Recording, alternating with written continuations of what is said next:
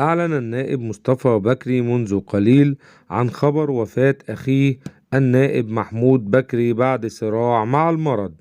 وأعلن النائب مصطفى بكري عضو مجلس النواب على موقع التواصل الاجتماعي تويتر قائلا: إنا لله وإنا إليه راجعون.